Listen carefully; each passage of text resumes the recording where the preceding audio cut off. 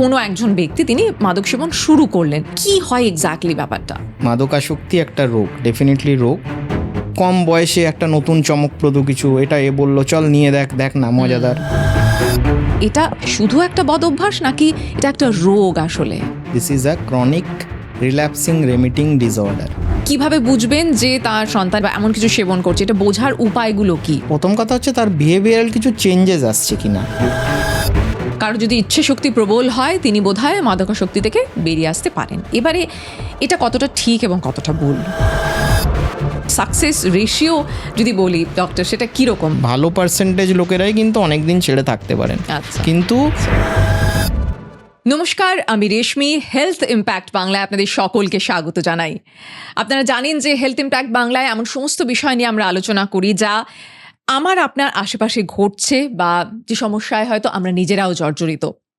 মাদকাসক্তি, addiction, এই বিষয়টা আজকের দিনে দাঁড়িয়ে কম বেশি আমাদের সমাজে আমরা সব জায়গায় দেখতে পাই। এবার এটা কি একটা শুধু খারাপ অভ্যাস নাকি এটা একটা রোগ? আজকের তরুণ প্রজন্ম তারা কি ধরনের আসক্তিতে বেশি আসক্ত হচ্ছেন? এর থেকে মুক্তির উপায় কি? সাধারণত এর সাথে একটা সোশ্যাল ট্যাবুও জড়িয়ে থাকে। আজকে চিকিৎসকের সঙ্গে কথা বলবো, জানবো, বুঝবো বিষয়টি কি। আমার সঙ্গে রয়েছেন মনোরোগ বিশেষজ্ঞ ডক্টর অনির্বাণ গোজি। প্রথমেই ডক্টরকে অনেক অনেক স্বাগত জানাই। আর সবার আগে আমি যেটা বললাম না যে মাদকাসক্তি শুনলেই না সবাই প্রথমে ধরে নেন যে ও আচ্ছা, কিছু একটা জিনিস যেটা তোমার অ্যাকচুয়ালি সেবন করা উচিত নয় সেটা তুমি করছো, তোমার এটা বদ অভ্যাস, অতএব তাকে বকে মেরে নানান উপায়, মানে আমি বলছি এটা হচ্ছে স্বাভাবিক পারিবারিক উপায় কিছু প্রথমে প্রয়োগ করা হয়। প্লিজ আগে বলুন যে এটা শুধু একটা বদ অভ্যাস নাকি এটা একটা রোগ আসলে? এটা মানে এখনকার দিনে মেডিকেল সায়েন্সে যেভাবে এটাকে এক্সপ্লেন করা হয়, this is a chronic relapsing remitting disorder. আচ্ছা, মানে মাদকাসক্তি একটা রোগ, ডেফিনেটলি রোগ। এটা কিন্তু শুধুমাত্র ওই ইমমরাল, ইললিগাল বা হচ্ছে একটা ক্যারেক্টার ফ্লো, এটা দিয়ে আজ মানে শুধু করা যাচ্ছে না। কেননা একটা ছেলে বা মেয়ে যখন কম বয়সে শুরু করলো, তারপরে সে কেউ তো হয়তো অনেকে একসঙ্গে করেছিল, কেউ ওটাতে খুব তলিয়ে গেল, কেউ গেল না। সেটা কেন? সেগুলোর অনেকগুলো ফ্যাক্টর সম্ভবত আমাদের আলোচনায় আসবে আস্তে আস্তে। কিন্তু প্রথমে এটা বুঝতে হবে কিন্তু এটা একটা ডিসঅর্ডার, এটা একটা রোগ। মানে কি হয়, আমি মানে একেবারে সাধারণ মানুষের পয়েন্ট অফ ভিউ থেকে আপনাকে প্রশ্নটা করছি যে আপনি বলছেন যে এটা ডিসঅর্ডার। এবারে ধরুন খুব অল্প বয়সে আমি ধরলাম যে কোনো একজন ব্যক্তি তিনি মাদক সেবন শুরু করলেন, তো ওই আমি বলছি যে এখানে তো অনেক মানুষ আছেন, কই সবার তো এটা হচ্ছে না, তো যাদের এটা হচ্ছে কেন, মানে কি হয় এক্স্যাক্টলি ব্যাপারটা?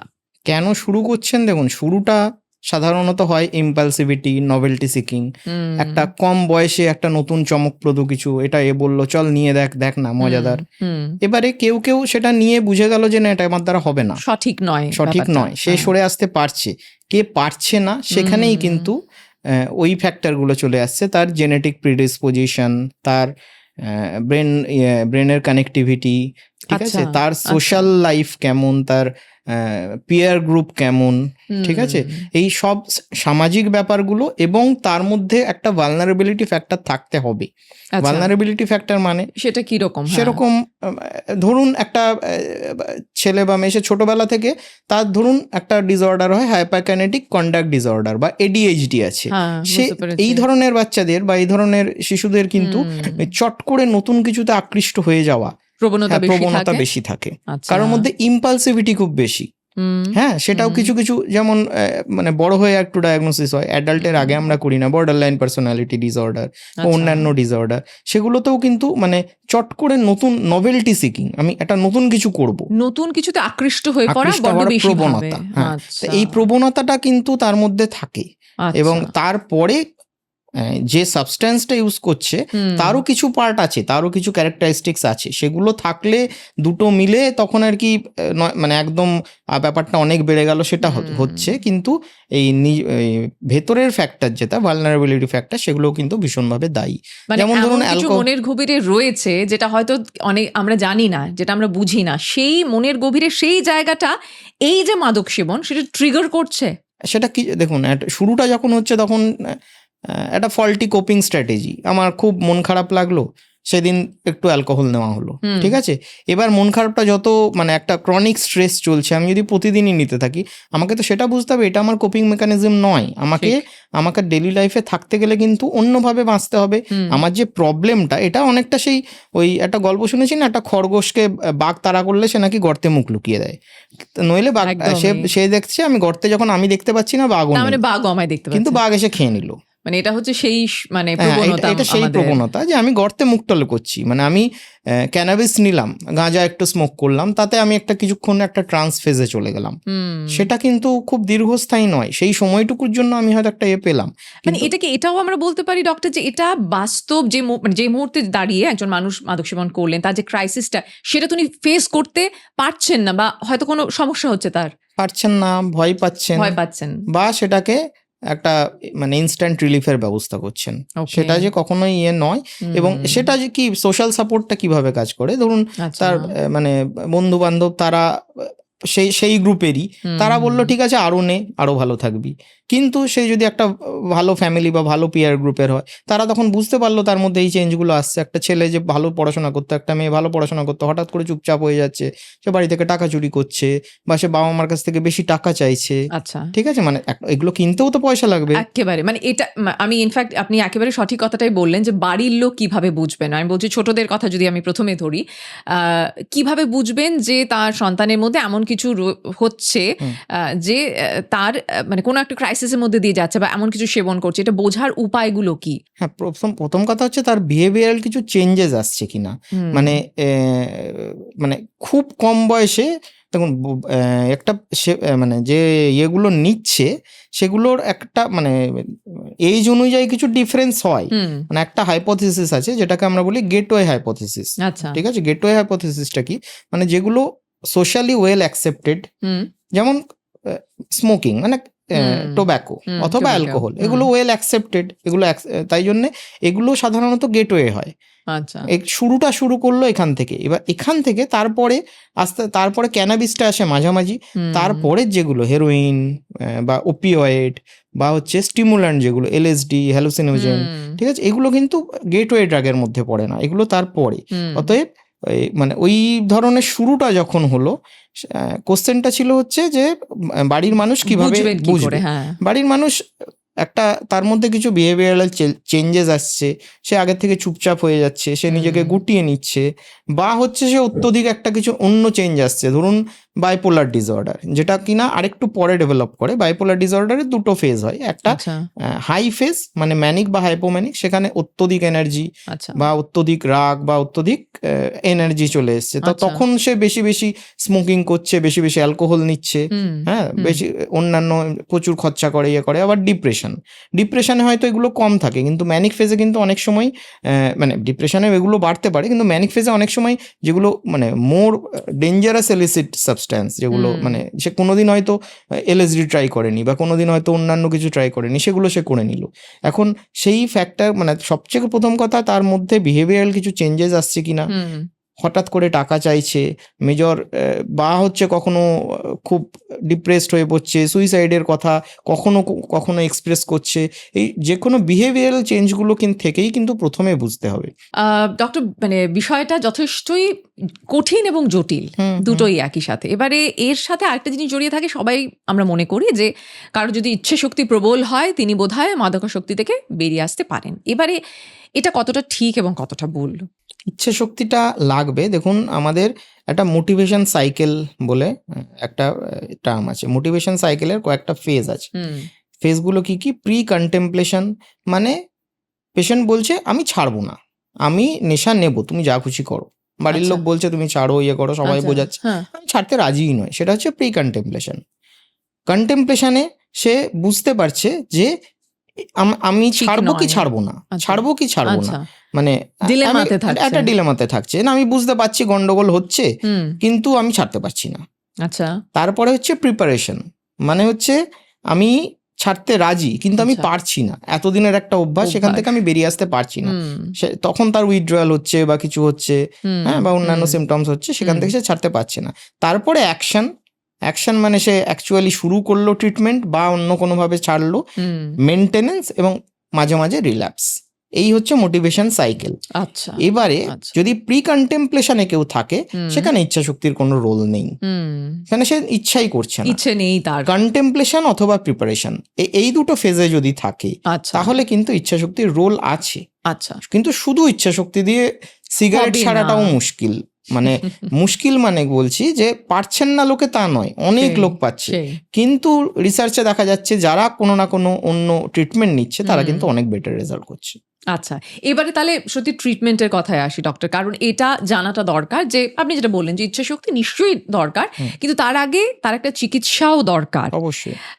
কি হয় এই চিকিৎসা পদ্ধতি, কিভাবে, মানে আপনার কাছে যখন আমার ধারণা এটার সাথে নিশ্চয়ই বয়সেরও একটা বিষয় আছে, মানে আমি বলছি যারা কম বয়সী তারাও যেমন রয়েছেন, যারা মধ্য বয়সী রয়েছেন তারাও আছেন, এবং সিনিয়ররাও হয়তো আছেন। তো কিভাবে আপনারা ট্রিটমেন্টটা শুরু করেন, কি পদ্ধতি হয়?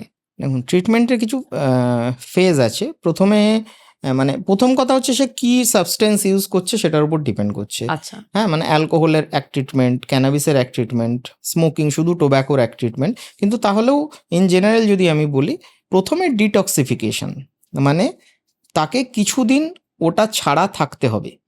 সেটা যদি ধরুন অ্যালকোহল কেউ নিচ্ছে বা কেউ ওই ট্যাবলেট নিচ্ছে, মানে ঘুমের ট্যাবলেট নিয়ে নেশা করছে, খুব কমনলি দেখা যায়, খুব মানে সবাই জানে। এবার এগুলো যারা নিচ্ছে তারা যদি হঠাৎ করে বন্ধ করে তাদের কিন্তু ইমিডিয়েট উইথড্রয়ালে কি হবে, হাত কাঁপবে, ইভেন সিজারও হতে পারে, খিঁচুনিও হতে পারে। আচ্ছা, ঠিক আছে, তো এটা জায়গাটা খুব ভয়ঙ্কর। অতএব সেই মুহূর্তে তাকে কিন্তু মানে একটু অন্য সাপোর্ট দিতে হবে। এই ফেজটাকে বলে ডিটক্সিফিকেশন। এই ফেজটা কি মানে বাড়িতে থেকেই চিকিৎসা হয়, নাকি মানে এটার কোনো মানে রিহ্যাবিলিটেশন সেন্টার যেটার কথা আমরা শুনি, বা হাসপাতাল, মানে কিভাবে হয় এই চিকিৎসা? কি বাড়িতে সম্ভব? মানে যেহেতু হঠাৎ এই ধরনের কোনো যদি সমস্যা হয়, রোগীর উইথড্রয়াল হয়, যদি তার কোনো হিস্ট্রি তেমন কিছু না থাকে, তাহলে কিন্তু বাড়িতে সম্ভব। মানে কিন্তু একজন ডাক্তারের পরামর্শ অবশ্যই লাগবে, উইদাউট কনসালটেশন এটা সম্ভব নয়। কিন্তু যদি একটু সিভিয়ারিটি থাকে বা তার কমপ্লেক্স উইথড্রয়াল, মানে তার একবার হিস্ট্রি অফ সিজার আছে, মানে মদ ছেড়ে তার একবার খিঁচুনি হয়ে গেছিলো, রাস্তায় পড়ে গেছিলো, এবং অ্যালকোহল উইথড্রয়াল যে সিজারটা হয় সেটা কিন্তু যখন হবে তখন পরপর মানে একদিনের মধ্যে 4-5 বার হয়, এবং মানে বেশ ভয়ঙ্কর, সেটা সিভিয়ার, তার মানে সেই সময়। তো সেই সময় কিন্তু তাকে ভর্তি হতেই হবে। ব্যাপারটা রিহ্যাবিলিটেশন সেন্টার ব্যাপারটা নয়, ব্যাপারটা একটা মেডিকেল সেট আপ দরকার। মানে সত্যি কথা বলতে কি, আমরা যে রিহ্যাবিলিটেশন সেন্টারগুলো আশেপাশে দেখি বা বেশিরভাগ জায়গায় কিন্তু খুব সায়েন্টিফিক ট্রিটমেন্ট হয় না, যেগুলো সেটা খুব আনফরচুনেট। হ্যাঁ, সেটা আনফরচুনেট, সেটা ইন্ডিয়াতে অনেক কিছুই এরকম চলছে। যাই হোক, তো যেগুলো কিন্তু যেখানে সায়েন্টিফিক অনেক জায়গাগুলো আছে যেখানে সায়েন্টিফিক ট্রিটমেন্ট হয়, কোনো হসপিটাল, কোনো স্টেট গভর্নমেন্টের, সেন্ট্রাল গভর্নমেন্টের ভালো ভালো হসপিটাল আছে, বা কোনো সেন্টারেও বেশ কিছু জায়গা ভালো কাজ করছে, সেখানে কিন্তু খুব সুন্দর ট্রিটমেন্ট হয়। প্রথমে তাকে ডিটক্সিফিকেশন ফেজে তাকে মানে কয়েকদিন না দিয়ে তারপরে একটা মেনটেনেন্স ফেজে রাখা, এবং পরবর্তী লং টার্মে তাকে যখন ছাড়া হচ্ছে তখন কিন্তু একটা রিল্যাপস প্রিভেনশন স্ট্র্যাটেজি আমাকে তৈরি করতে হবে। সেটা কিছুটা ওষুধের মাধ্যমে, ডিটক্সিফিকেশনটা কিন্তু পুরোটাই আমাকে ওষুধের মাধ্যমে করতে হবে। ওই কোল্ড টার্কি সিস্টেম, মানে একদম ছেড়ে দিলাম, কিছুই দিলাম না, সেটা কিন্তু আজকাল হয় না। আচ্ছা, ওকে। কিন্তু তারপরে মানে ওই সময়টা করে তারপরে মেনটেনেন্সে রেখে কিছুদিন, তারপরে যখন তাকে ছাড়া হচ্ছে তাকে কিছু অ্যান্টি ক্রেভিং বা কিছু অন্যান্য ড্রাগস দেওয়া হয়, যেটা কিনা একটু প্রয়োজন মতো। এবং ধরুন কেউ খুব অ্যাংজাইটি বা একটা ক্রনিক স্ট্রেসে ভুগছেন, তার বাড়িতে খুব অশান্তি হচ্ছে, বা হাজব্যান্ড ওয়াইফের খুব ঝামেলা হচ্ছে, ঠিক আছে, তা সেই জায়গাগুলো কিন্তু আমার অ্যাড্রেস করতে হবে। সেই জায়গাগুলো মানে ট্রিগার পয়েন্ট কি, আচ্ছা, সেগুলোকেও জানা দরকার, অবশ্যই জানা দরকার। ডক্টর, বলাই বাহুল্য যে মানে অ্যাডিকশনে যারা রয়েছেন তাদের কিন্তু তাদের সোশ্যাল লাইফ, তাদের কাজের জায়গা, হ্যাঁ, এবং আর্থিকভাবে মানে বিভিন্নভাবে কিন্তু সে মানুষ জর্জরিত হন, এটা খুব স্বাভাবিক। অতএব মানে সেখান থেকে যে আপনি বলছেন রিল্যাপস, মানে সেই জন্যই কি মানে এই এক তো আমি এটাও জানতে চাইছিলাম যে এই যে আপনি টাইম পিরিয়ডটা বললেন যে সেটা কতটা হয়, মানে আপনি ফাইনালি যখন তাকে ছাড়ছেন মানে সেই সময়সীমাটা কত ছিল, এবং রিল্যাপসের সম্ভাবনাটা কতটা বেশি হয় এই ধরনের পেশেন্টদের? ওই টাইম পিরিয়ডটা ডিপেন্ড করে, যেমন ধরুন ওপিওয়েডের ক্ষেত্রে একরকম, যারা হেরোইন নিচ্ছে বা হচ্ছে কোনো ওই ওপিওয়েড ধরনের ট্যাবলেটস বা পক্সিভন বা ওই ধরনের কিছু ট্যাবলেট নেন, তাদের ক্ষেত্রে আলাদা, অ্যালকোহলের ক্ষেত্রে আলাদা। কিন্তু সাধারণত এটা কিন্তু 7-14 দিনের বেশি লাগে না, 7 to 14 days। 7 to 14 days, হ্যাঁ, আচ্ছা ঠিক আছে, তার বেশি কিন্তু খুব একটা লাগে না। মানে খুব অ্যাকিউট উইথড্রয়ালে কিন্তু 7-10 দিনের মধ্যেও কন্ট্রোল করা যায়। তারপরে তাকে যেটা করা হয়, তাকে তার ট্রিগার পয়েন্টগুলো দেখা, হ্যাঁ, তার মানে সোশ্যাল সিচুয়েশন সেটাকে অ্যাসেস করা হয় এবং বাড়ির লোককে ইনভলভ করা হয়। ফ্যামিলি থেরাপি, গ্রুপ থেরাপি মানে হচ্ছে অন্যান্য যারা নেশা করেছে তারা কিভাবে ছেড়ে আছে সেই এক্সপিরিয়েন্সটা শেয়ার করা হয়। এগুলো কিন্তু ওই ট্রিটমেন্টের পার্টের মধ্যেই। তারপরে যখন ছাড়া হয়, কিছু কিছু ক্ষেত্রে ধরুন ওপিওয়েডের ক্ষেত্রে ওএসটি দেওয়া হয়, ওপিওয়েড সাবস্টিটিউশন থেরাপি। মানে সেক্ষেত্রে একটু লম্বা টাইম ওপিওয়েড, মেডিকেল ফর্মে ওপিওয়েড যেমন বিপ্রিনরফিন, ন্যালোক্সোন একটা কম্বিনেশন পাওয়া যায়, সেই ধরনের দিয়ে তাকে বেশ কিছুদিন রাখা হয়, আস্তে আস্তে সেটাকে উইথড্র করা হয়। অ্যালকোহলের ক্ষেত্রে অ্যান্টিগ্রেভিং কিছু কিছু আছে, ব্যাকলোফেন, ধরুন অন্যান্য ট্যাবলেটও আছে, সেইগুলো খুব মানে ইউজ করা হয় এবং তাতে কিন্তু ভালো ফল পাওয়া যায়। তার সঙ্গে সঙ্গে তার সোশ্যাল সিচুয়েশনটাকে অ্যাসেস করা, তার ট্রিগার পয়েন্টগুলোকে দূর রাখা, ঠিক আছে, এই সবগুলো মিলে একটা হলিস্টিক ওয়েতেই ট্রিটমেন্টটা হবে। নট দ্যাট শুধুমাত্র একটা মানে আমি ওষুধ মানে নেশাটা ছাড়িয়ে দিলাম, ইয়ে করলাম। আর এটা কিন্তু প্রথমেই যেটা বললাম, এটা একটা লাইফ লং ক্রনিক ডিসঅর্ডার। অতএব এখানে কিন্তু ল্যাপস এবং রিল্যাপস মানে আগে যে পরিমাণে করতো পুরো সেই প্যাটার্নটাই চলে আসা, রাইট, ঠিক আছে। আর ল্যাপস মানে কিন্তু ধরুন 2 মাস 3 মাসে না খেয়ে আছে, একবার করে নিল হয়তো তার, ঠিক আছে, কিন্তু সেটাই আমরা বোঝাই যে ল্যাপসটা কিন্তু কোনো ব্যর্থতা নয়, এটা হতেই পারে। ঠিক আছে, তুমি চেষ্টা করো এবং সেটা করতেই কিন্তু অনেকেই আছে তারা বহুদিন ছেড়ে থাকতে পারেন এবং ভালো থাকেন। এটা তো একটা লাইফ লং প্রক্রিয়া, মানে চিকিৎসকের পরামর্শ তো সবসময় নিয়ে চলতে হবে তার মানে সেই মানুষটিকে, বা অন্তত একটা যোগাযোগ তো রাখা দরকার। হ্যাঁ, মানে সবসময় যে চিকিৎসকের ইয়ে নিতে হবে তা নয়, কিন্তু তার সোশ্যাল সাপোর্ট যদি ঠিকঠাক থাকে, তা সেই যদি ট্রিগার পয়েন্টগুলো নিজে মানে ইয়ে করতে পারে, আইডেন্টিফাই করতে পারে, সেগুলো সে নিজে দূরে, মানে একটা প্রসেসে থাকাটা দরকার আছে। নইলে কিন্তু মানে জাস্ট একবার ট্রিটমেন্ট করালাম, তারপর ছেড়ে দিলাম, তারপরে সে সারা জীবন ছেড়ে থাকলো, ব্যাপারটা কিন্তু ইউজুয়ালি সেরকম হয় না। এটা বারেই ফিরে আসে এবং সেটা বাড়ির মানুষকেও বুঝতে হবে যে এটাই একটা প্রসেস, এবং যে মানুষটা করছেন এরকম, সে দুম করে একদিনে একটা মানুষ সম্পূর্ণ চেঞ্জ হয়ে যাবেন না। এই পুরো প্রক্রিয়াটার মধ্যে বোধহয় মানে যিনি পেশেন্ট আর কি, যিনি এই সমস্যায় রয়েছেন এবং তার বাড়ির লোক, তাদের প্রচুর ধৈর্যের প্রয়োজন, এবং একই সঙ্গে চিকিৎসা করে বোধহয় ততটাই ধৈর্যের প্রয়োজন হয় এই মানে এই জিনিসটাকে ট্রিট করতে গেলে। মানে আপনি যে জন্য বারবার বলছেন যে সোশ্যালি এই সমস্যা থেকে বেরোতে হবে, মানে একা একজন মানুষের পক্ষে এটা থেকে বেরোনোটা সম্ভব নয়, যেটা আমার ধারণা আমরা অনেকেই এখনো হয়তো বুঝি না, আমরা অনেকটা অতটা প্যাশনেট নই হয়তো এখন ওই বিষয়টি সম্পর্কে, তাই না? হ্যাঁ, বাড়ির মানুষরা এবং তার বন্ধু বান্ধবরা, তার সোশ্যাল সাপোর্টটা যদি বেটার হয়, তার থেকে বড় কিছু হয় না। মানে তারাই অনেকটা সাপোর্ট করে দেন এবং তাদেরকে আমাদের এই ট্রিটমেন্ট প্রসেসটার মধ্যেও ইনভলভ করতে হয়, নইলে তো সেটা থেকে বার করা তাকে সম্ভব নয়।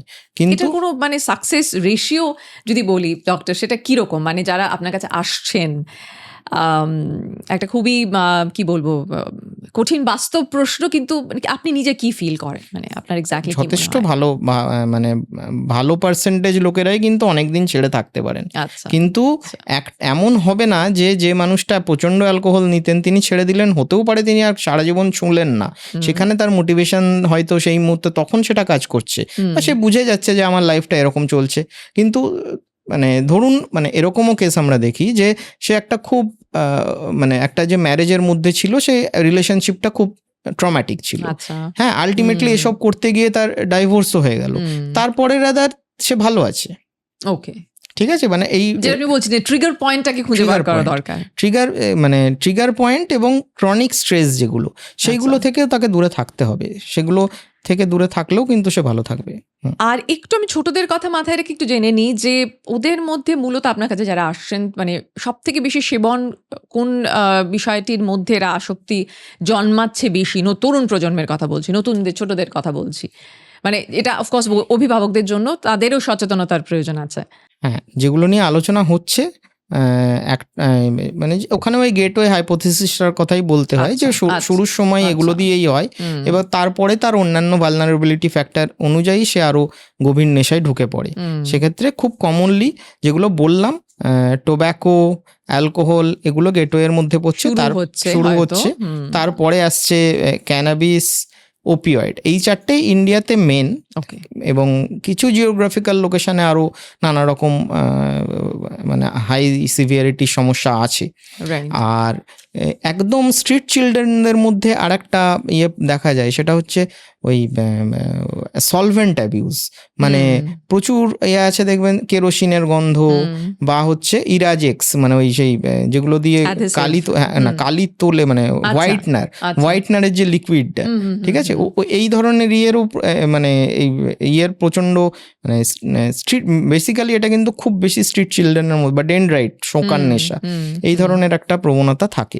এটাও কিন্তু মাঝে মাঝে, এবং সেটাও কিন্তু মানে এটা গেটওয়ে হাইপোথিসিসের মধ্যে পড়ে না, কিন্তু ওই সোশিও ইকোনমিক স্ট্রেটার মধ্যে এটা কিন্তু কমনলি হয়, এটা দেখা যায়।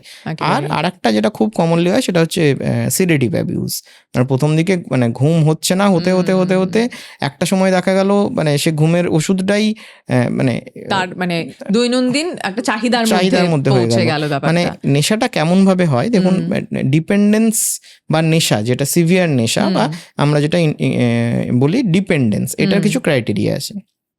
এটা কি কি ক্রাইটেরিয়া? একটা হচ্ছে টলারেন্স, মানে প্রথম যে একবার হয়তো অ্যালকোহল চুমুক দিয়েই তার একটা কিছুক্ষণ পরে একটা বাজে লাগছে, সে আর ইয়ে হচ্ছে না, বা সে 1 পেগ বা 2 পেগের বেশি নিতে পারছে না, সেই লোকটাই দেখা যাচ্ছে 10 বছর পরে প্রচুর নিচ্ছে। হ্যাঁ, মানে প্রথমে যে তার এফেক্টটা হচ্ছিল সেটা কিন্তু সেই এফেক্টটা পেতেই তাকে বেশি নিতে হচ্ছে, এটাকে বলে টলারেন্স। ঠিক আছে। উইথড্রয়াল মানে আমি যখনই নিচ্ছি না তখনই আমার বডি রিয়াক্ট করছে।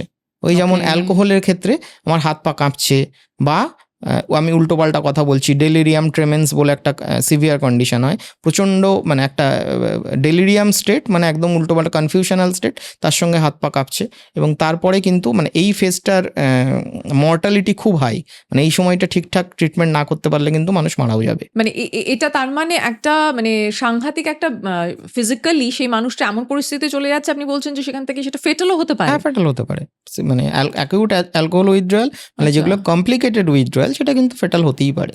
আচ্ছা, ঠিক আছে। আচ্ছা, উইথড্রয়াল টলারেন্স, ক্রেভিং মানে হচ্ছে মানে irresistible urge to have that substance, মানে যখন আমার স্মোকিং করতে ইচ্ছা করছে তখন আর আমি কোনো দিকে দেখবো না, আমার একটা লাগবেই। আচ্ছা, ঠিক আছে, সেটা হচ্ছে যেভাবেই হোক। হ্যাঁ, তারপরে হচ্ছে লস অফ কন্ট্রোল, প্রথমে শুরু হচ্ছে, তারপরে এসে থামতে পারছে না, সে অনেকটা নিয়ে নিচ্ছে। হ্যাঁ, তারপরে হচ্ছে পারসিস্টেন্ট ইউজ ডেসপাইট হার্ম, মানে আমি বুঝতে পারছি আমার সমস্যা হচ্ছে, কিন্তু তাও আমি এখান থেকে বেরোতে পারছি না। এবং আরেকটা হচ্ছে স্যালিয়েন্স মানে হচ্ছে যে আমার জীবনের যে দিকগুলো ঠিকঠাক রাখলে আমি আমার জীবনটা সুন্দর চলবে, আমার ফিনান্সিয়াল লাইফ, আমার পার্সোনাল লাইফ, আমার সোশ্যাল লাইফ, আমার ফ্যামিলিয়াল লাইফ, সব জায়গাতেই কিন্তু তার থেকে বেশি ইম্পর্টেন্ট হয়ে যাচ্ছে এই নেশাটা। আচ্ছা, মানে বাকি সবকিছু হচ্ছে এটাই বেশি হয়ে যাচ্ছে, মানে তা সে সবকিছুকেই নেগলেক্ট করছে, তখনই বাড়ির লোক মানে বেশি সমস্যার কারণ নিয়ে তখন ছুটে আসেন আর কি। মানে সেটা তার মানে আপনি বলছেন অনেকটা অ্যাডভান্স স্টেজ, তার মানে কিছুটা মানে খুব ইয়েতে যেতে একটু সময় লাগে। ওকে, মানে খুব সিভিয়ারিটি যেতে একটু সময় লাগে। তো এই 6টা মোটামুটি ক্রাইটেরিয়া, তার মধ্যে 2-3টে ফুলফিল হলেই কিন্তু আমরা বলতে পারি সে ডিপেন্ডেন্ট, সে অ্যালকোহলে ডিপেন্ডেন্ট বা সে ওপিওয়েডে ডিপেন্ডেন্ট।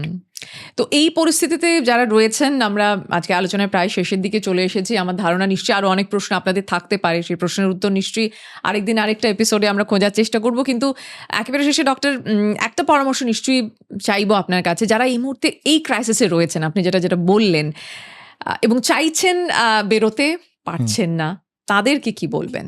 প্রথম কথা, সোশ্যাল সাপোর্ট নিন, আস্ক ফর হেল্প, বাড়ির লোক বা বন্ধুবান্ধবদের জানান, তারা এগিয়ে আসুন। 2 নাম্বার, প্রয়োজন হলে সাইকিয়াট্রিস্টের কাছে আসুন, বা কোনো হেলথ সেন্টার, মানে যে কোনো হসপিটালে যান যেখানে কিনা এই ধরনের ট্রিটমেন্টের ব্যবস্থা আছে। ল্যাপসটাকে ব্যর্থতা ভাববেন না, ল্যাপস হতেই পারে, অনেকবার হতে পারে, কিন্তু এটা একটা জার্নি, এটা মানে জার্নিটাই যেমন মানে ডেস্টিনেশনের থেকে জার্নিটা যেমন ইম্পর্টেন্ট, এই জার্নিটাই থাকুন, মানে এখান থেকে বেরিয়ে যাবেন না, একেবারে। এটা হলেই আপনারা ভালো থাকবেন। যদি এই চেষ্টাটুকু থাকে তাহলেই কিন্তু 5-10 বছর আগে যে অবস্থায় ছিলেন তার থেকে নিজে রেট্রোগ্রেড মানে একটা রেট্রোস্পেক্টিভ ভিউ নিয়ে দেখুন, আপনি তার থেকে ভালো আছেন। ডক্টর, এটা আপনি ভীষণ একটা সুন্দর কথা বলেছেন। অনেক অনেক ধন্যবাদ যে আপনি যে পথে রয়েছেন, যেটা বললেন ডক্টর, যেটা একটা জার্নি, কাজে সেখানে আপনি যতটুকু অ্যাচিভ করেছেন সেটাও বুঝুন যে আপনি নিশ্চয়ই হয়তো কিছুটা এগিয়েছেন। তবে এই চেষ্টার কোনো কসুর করবেন না, চেষ্টা করতে থাকুন। এবং আরও কিছু, যেটা আমি বলছিলাম, যে আরও কিছু যদি জানতে ইচ্ছে করে অবশ্যই আমাদের কমেন্ট বক্সে লিখুন। আমরা আছি আপনাদেরকে সাহায্য করার জন্য। অনেক অনেক ধন্যবাদ আমাদের সাথে থাকার জন্য।